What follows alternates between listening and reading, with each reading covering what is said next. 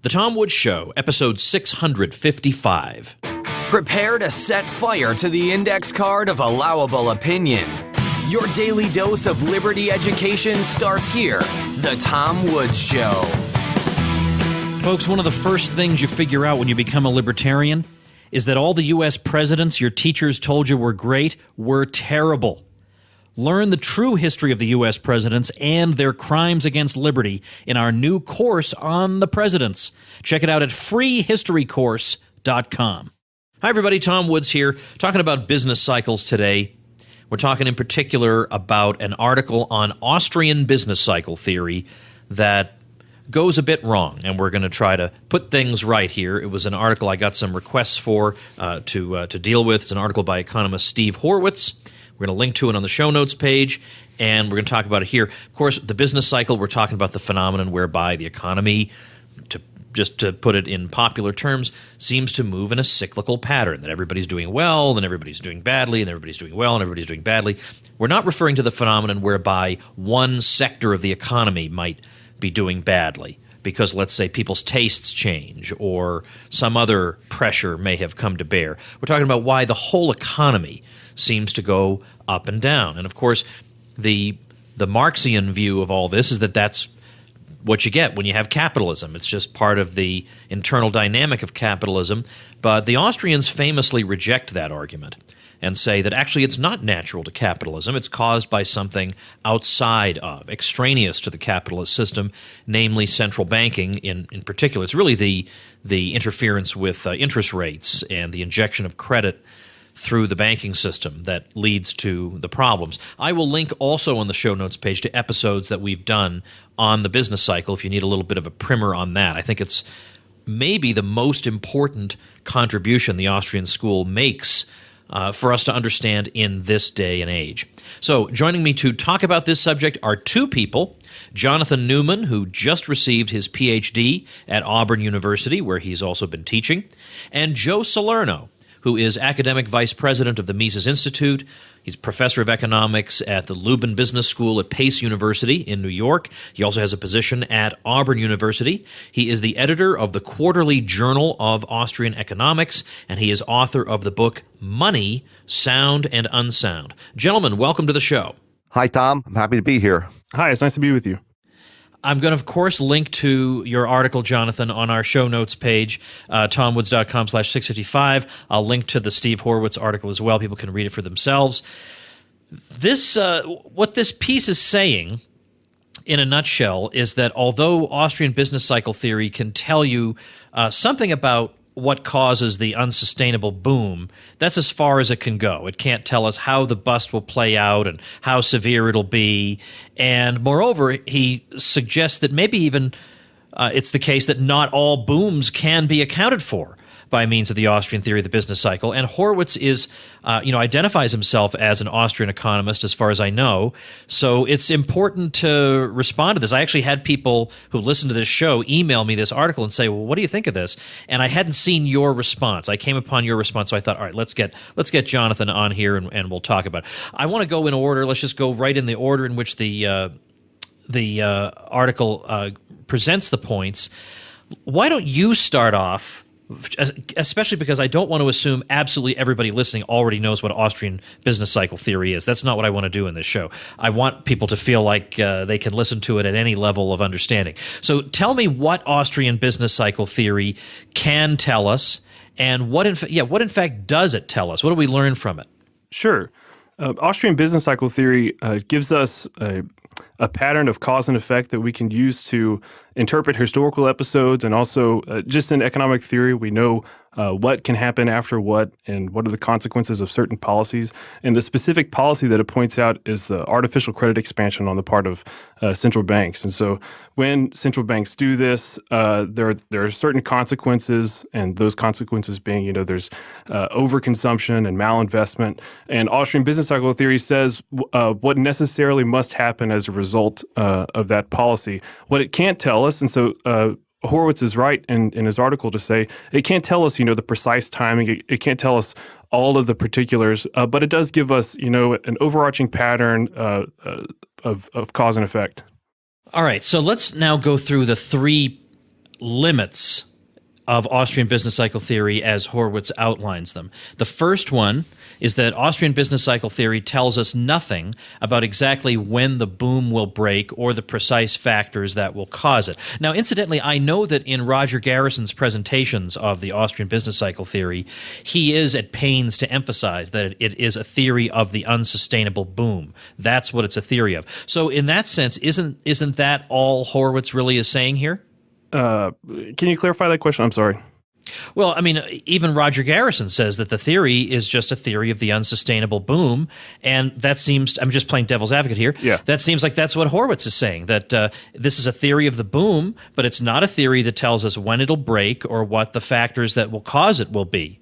Right. But the thing is, in Austrian business cycle theory, there are certain things that happen. There are real consequences to what happens during the boom period. And so these are the things that must be corrected during the bust period. So it's not just a boom. Like the theory doesn't just cover the boom, but it also covers how the wrong things that happen, how all those mistakes have to be corrected in the bust.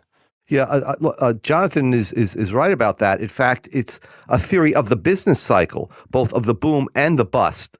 Now, that has nothing to do with necessarily with when and where the bust will occur and how long it will take for the bust to cure itself. All right, well, the second one of these deficiencies, so-called, of the Austrian theory is it can't predict exactly how the bust will play out. So what do you say to that, Jonathan? So he says that Austrian business cycle theory tells us little to nothing about how the bust will play out. But the thing is, it does give us some indicators of what has to happen during the bust. Like, so the malinvestments have to be liquidated, prices have to fall, or prices have to be just adjusted in general so that capital can reallocate it to profitable lines of production. So there are all of these indicators of things that need to happen during the bust. When we're trying to apply it to a certain historical episode, obviously you've got to incorporate other things. You have to see what's going on in history. You have to apply the theory in a particular way. And so Austrian business cycle theory, as a general theory, doesn't make specific claims, except to the extent, that wages will do certain things, the prices of factors of production have to do certain things. But in terms of what types of laborers or which industries or which factors of production those prices have to change, it doesn't make those sorts of specific claims. So it does give us what we call a pattern prediction. I mean, it's a real prediction about what factors will occur. And so we know that there are certain businesses in the higher order or capital goods industries that will collapse or will shrink and radically and lay off workers. So we know that there'll be a lot of unemployment in the capital goods industries, and in fact that prices of capital goods will decline relative to price of consumer goods. So it does tell us real things that will occur during the bust period. Now, again, because of human volition, it doesn't tell us exactly when it will happen and in what order these things will happen. But it will give us a broad pattern that we'll see in the data. So if you go back and look at the data, you can only find the business cycle itself as sort of an up and a down of business profits, sales, capital goods investment, and so on, because you have the theory prior to that. So it does predict, in Menger's sense, in an exact way. That is, it predicts the pattern of events or general events that will occur.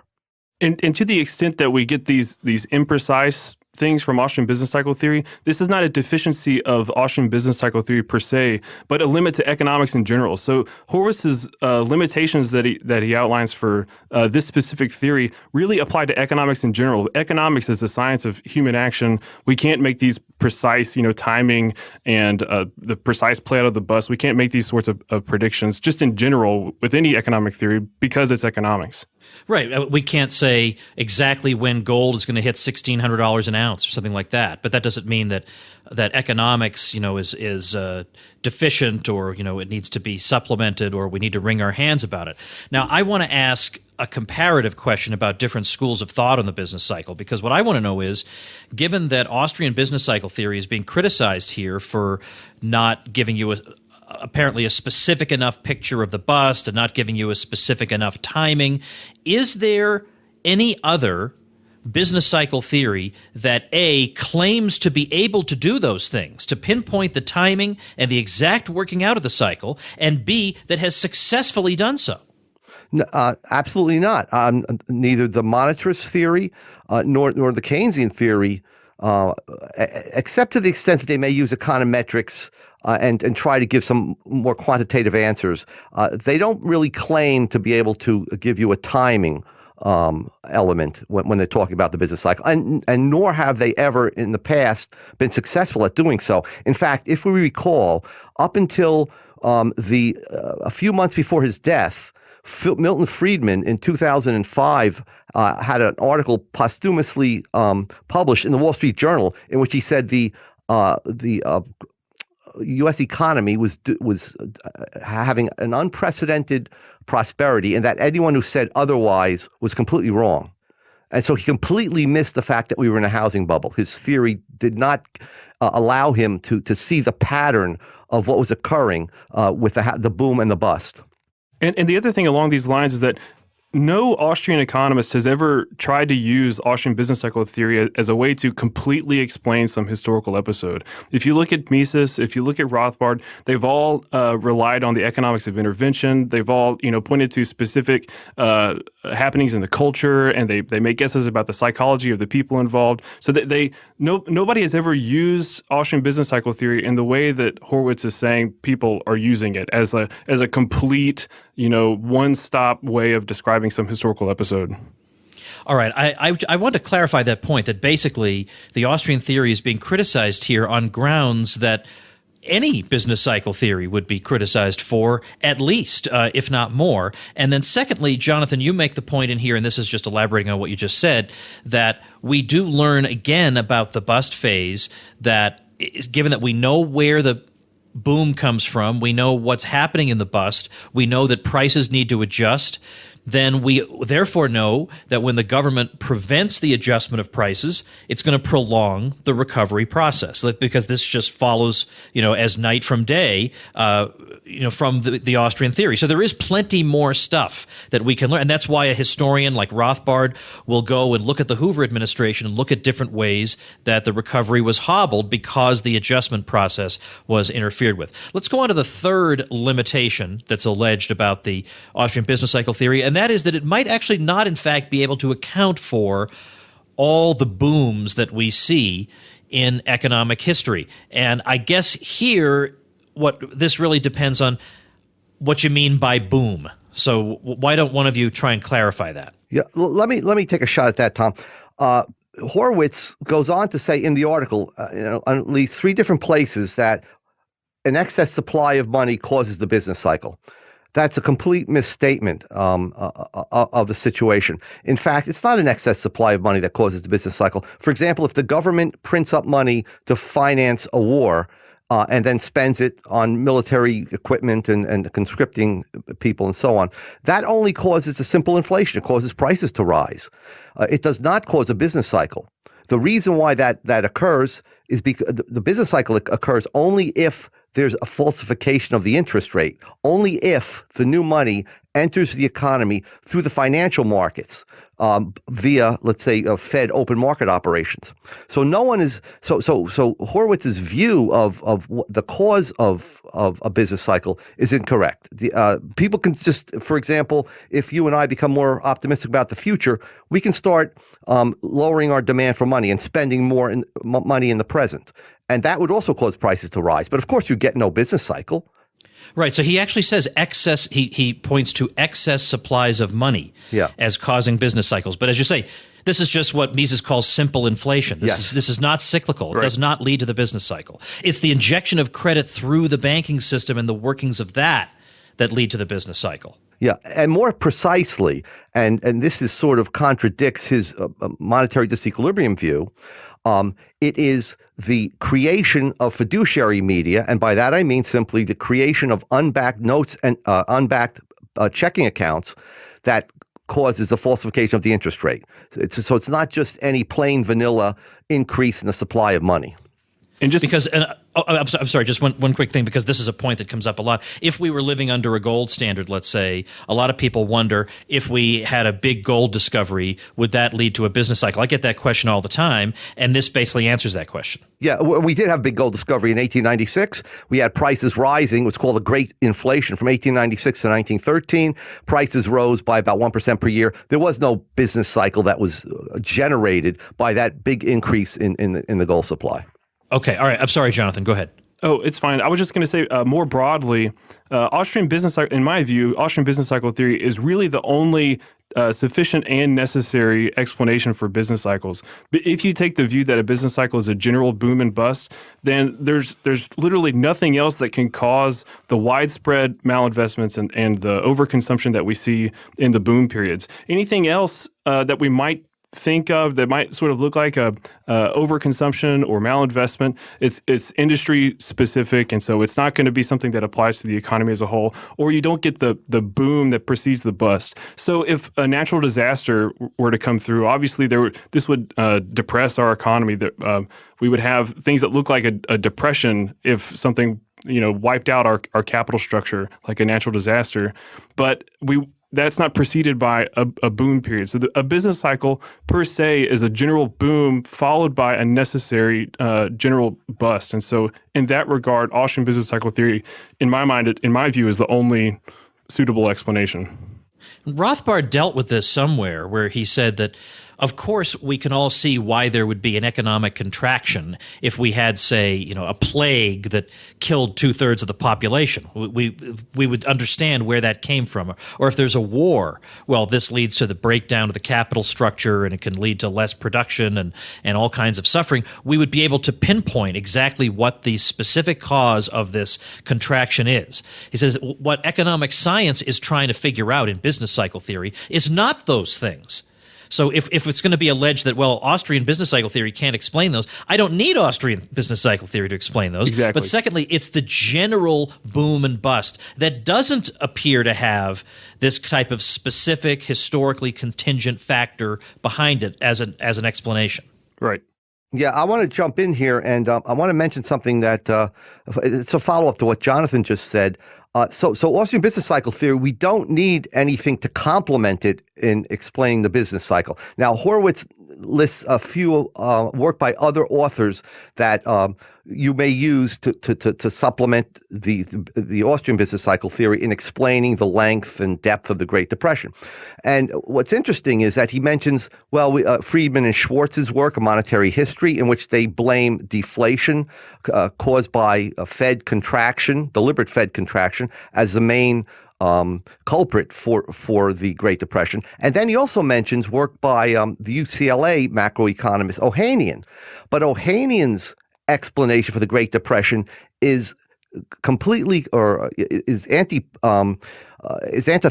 antithetical to what Friedman and Schwartz say. And what's interesting is that Ohanian basically repeats Rothbard's argument about why the Depression lingered on. So Ohanian says that the biggest single most important element in precipitating the Great Depression was a significant labor market distortion, meaning that Hoover held wage rates above their market levels. So he does not blame the deflation. In fact, he goes on to say in other recessions and crises, prices fell. We had significant deflation, but wages also fell. So he blames it on a labor market failure, not on a Fed failure. So it's interesting that Horowitz would cite both of those, which contradict one another, as being other theories that you need to supplement the Austrian theory. Can you say something about in a layman's style about the controversy? I don't know if this can be done, Joe, but if anyone can do it, you can. The controversy over so-called monetary disequilibrium theory, because there is a difference of opinion among what we might say different sub-branches of the Austrian school on this question, where they would justify and say that they would talk about fractional reserve banking and not argue about the legality or any of that question, but argue that we need it for the sake of bringing about economic stability, basically. Can you explain that and what's wrong with it? Yeah, let me start with just historically, the capitalist economy is extremely productive. It leads to improving technology and increasing capital investment. Now, as a result of that, if you didn't increase the money supply, you would have a fall in prices, which we had from the end of this 1879 when we got back on the gold standard through 1914. And the economy did well. It did swimmingly well. Now, they would claim that that's fine if that fall in prices occurs because there's a greater supply of goods and services in the economy. However, if you and I suddenly get pessimistic about the future and we begin to hold more money and spend less, then the fall in prices that results from that somehow damages the economy. And so to forestall any sort of deflation like that, the Fed must inject new money into the economy. So in order to keep supply equal to our increased demand to hold money. So that's their view. The view of other Austrians, such as myself, Murray Rothbard, Mises, Jonathan here, is simply that, look, if you try to offset any type of price decline, whether it be due to greater productivity in the economy or the fact that people are worried about the future and hold more money, you distort interest rates. In other words, there's no difference. You inject new money into the economy through the banking system, which drives interest rates down, falsifies the expectations and profit estimations of entrepreneurs, and leads to the business cycle. So in other words, we would say that any creation of unbacked checking account money or unbacked demand deposits generates the business cycle. They would claim, oh, no, that's not completely true. In one case, it's not true. In that case, which they don't really explain why, in that case, it's only if prices are falling as a result of people wanting to hold more money. And I guess it would come down. They do. I am not being as charitable as I should be. They would say, well, prices are sticky, so that prices, can't fall right away to meet the greater demand for money. Now, having said this, let's go back for a minute to the claim, because I'm looking right at the Horowitz article here, and I quoted this part before. A full explanation from a classical liberal perspective will have to include Milton Friedman and Anna Schwartz's work, and here's the part that I left out, on the deflation caused by the Federal Reserve during the 1929 to 33 period. Now, Joe, I know you've written on Fed policy and the effects of Fed policy during these years. Is it accurate to say that the Fed caused deflation, that the Fed's policy was a deflationary policy? No, I don't want to go into too much detail, but from my research and also from research that was based on my research by Patrick Newman, what happened was that the Fed was desperately trying to inflate the money supply. It was increasing the monetary base, but it could not increase the money supply because at the same time, people were reclaiming their property. That is, the money they had deposited in these banks, in these fractional reserve banks. So they were pulling out reserves faster than the Fed could create new reserves. So the money supply, as a result, declined. And also adding to the deflation was the fact that business people and households were holding more money, were demanding more money, which was put more downward pressure on price. So the Fed was inflationary throughout the whole period from 29 through 31, except for about 1 or 2 quarters where they actually did not try to increase the money supply. It's very interesting that Horowitz cites America's Great Depression in his article, because Rothbard actually touches on this point and many of the other points that we've brought up about the deflation, about whether or not Austrian business cycle theory is a sufficient or necessary sufficient but not necessary, and the effects of Hoover's labor market interventions. All of this is in America's Great Depression. And so it's very strange that Horowitz would cite this in his article where he's making opposite conflicting claims. I want to definitely make sure that that I link at tomwoods.com/655. Of course, link to the 2 articles. I also want to link to what Joe's done on this. I want to link to anything I can on the subject of Fed policy during the crucial years of the first 4 years of after the stock market crash. Is there anything we've left out in terms of making a complete analysis of this argument? Yeah, I think there's one thing. In 1931, Mises wrote a short article called Economic Causes of the Crisis. And in that article, he said that, in fact, the crisis, even by 1931, cannot be completely explained by Austrian business cycle theory. It has to be explained. It's a crisis of interventionism. The Hoover administration, even by 31, had increased taxes, put on tariffs, and of course interfered with the wage price adjustment mechanism. So Mises knew that, yeah, you need another theory, but that theory is a single theory, and that's the theory of interventionism.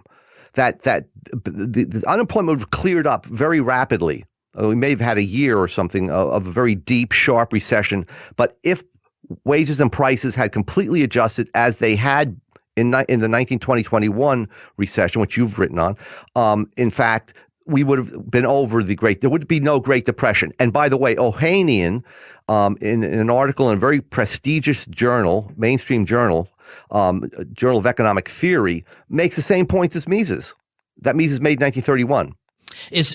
I've read some of his articles, and I probably at that time had access to an academic library. Do you happen to know if these articles are available online, or are they behind one of these scholarly journal walls where people have to subscribe for $300 a year? No, they're available online. His article, What or Who Caused the Great Depression, can be found at the NBER site, which is free, and also at the UCLA site as a working paper. So they're free, and there's not a lot of technical jargon in it. And the best thing about the article is that Paul Krugman hates it. Oh, that is an excellent point. All right, so everyone should read it for that reason alone. Yeah, of course. We have a special relationship with Paul Krugman here on the show. So I would think. Yeah, so we're going to link to that as well. Okay, are there any final words from either of you to wrap this up? Can we plug some Mises Institute stuff? I want you. If you didn't, I would be disappointed. Go ahead.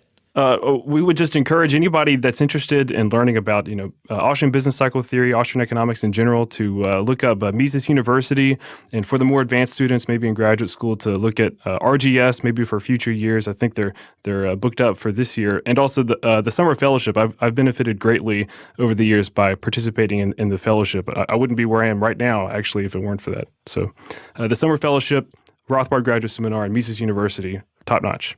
Yeah, let me say something about that, because I've participated in a couple. Actually, I was a summer fellow back before there really was a summer fellow program in the mid 90s. Right. I was just hanging around at the institute for the summer, so we dignified it by calling me a fellow. But the Mises University is the week-long program for college students. You'll see some grad students, and sometimes a handful of exceptionally bright high school students even make the cut. And it played a formative role in my own life. I cannot say enough about the importance of Mises University. MISES University. Look that up online. I strongly urge you to attend.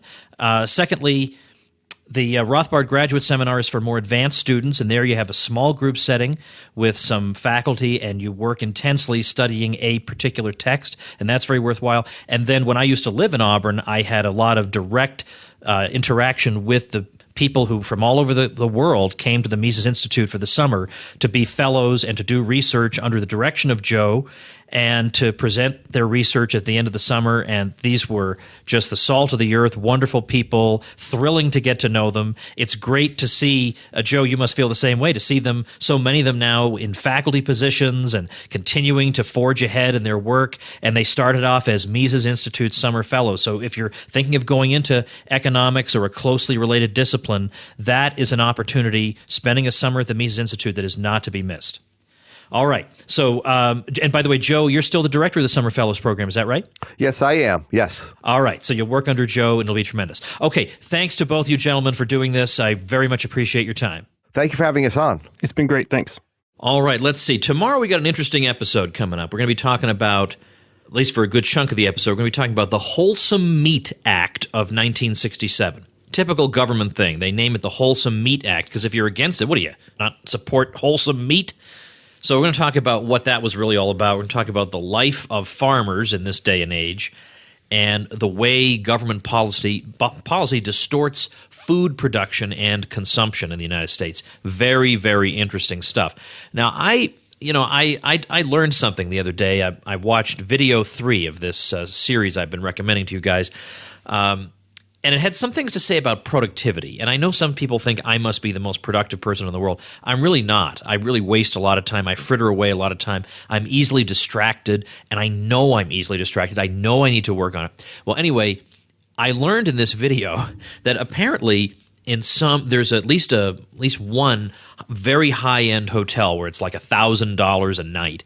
And one of the features is there's a switch in your room. And when you flip that switch, there's some kind of a, forgive me for sounding like a 7-year-old, but there's some kind of a force field or something that prevents you from using the internet or cell phones or whatever.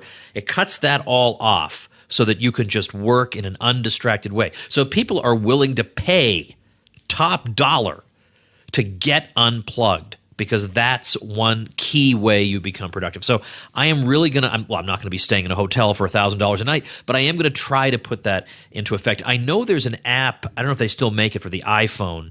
I think it's called Antisocial. And it also helps to draw you out of social media and stuff and get you focused on what you need to do. Because if you really, really avoid distractions, you can easily pick up an extra hour's worth of work a day, or an hour to do whatever you like with, or possibly even 2 hours. So there are 21 more or less actionable ideas in this third video, and I just got done watching it. So I recommend it to you over at tomwoods.com/CEO. It's a pretty good little program about how to basically become a virtual CEO and run a business from your computer and work when you want, and work from anywhere, and that's more or less what I do. But I watched it in particular for the insights into productivity, because I'm always reproaching myself over this, that I'm almost childish. I'm so unproductive at times, and so this was kind of a bit of cold water to the face that I really needed. Okay, so tomorrow we're going to talk about the so-called Wholesome Meat Act of 1967 to find out it's not quite as benign as it sounds. And then we're going to talk about what's going on these days. So it'll be a really, really interesting episode. So please do join the tens of thousands of good folks who make the Tom Woods Show part of their daily routine by subscribing. See you tomorrow. Become a smarter libertarian in just 30 minutes a day. Visit tomwoods.com to subscribe to the show for free, and we'll see you next time.